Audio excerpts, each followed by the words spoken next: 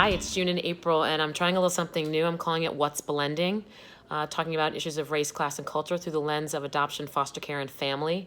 And as much as we'd all like to pretend it didn't happen, I can't not talk about the nomination and the eventual approval of Brett Kavanaugh on the Supreme Court and the Me Too movement.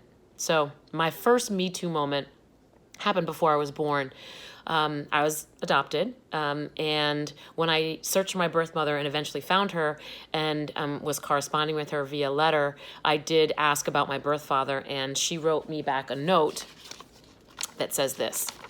I didn't know who your sperm donor. I didn't know your sperm donor. I was raped. My family has no genetic problems, and they never knew anything about you. Hearing from you has made me very depressed. So, we cannot underestimate, we cannot underappreciate, and we must take the conversation of Me Too deeper into the fact that sexual violence can result in an unplanned pregnancy. And, you know, the first thing everybody says to me when I share this very personal information is, oh my gosh, that's probably not true. And do you believe that? And, you know, the truth is, I have no reason not to believe it. And I'll never know for sure. I wasn't there. Or I think I'll never know.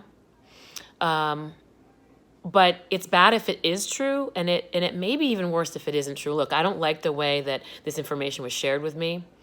But in my mind, if it is true, it's bad, and if it's not true, it's kind of really bad in terms of sharing that information with me.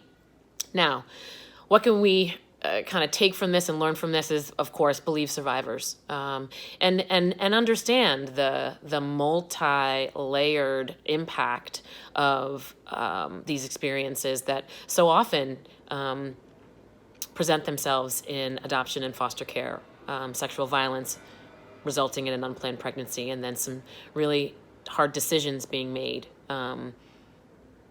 because of that fact.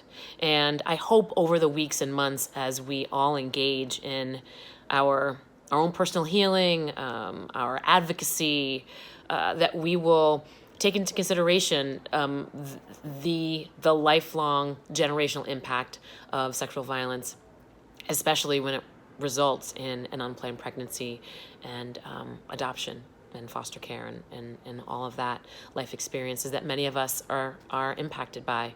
So that's what's blending today around issues of race, class, culture through the lens of adoption, foster care, and family.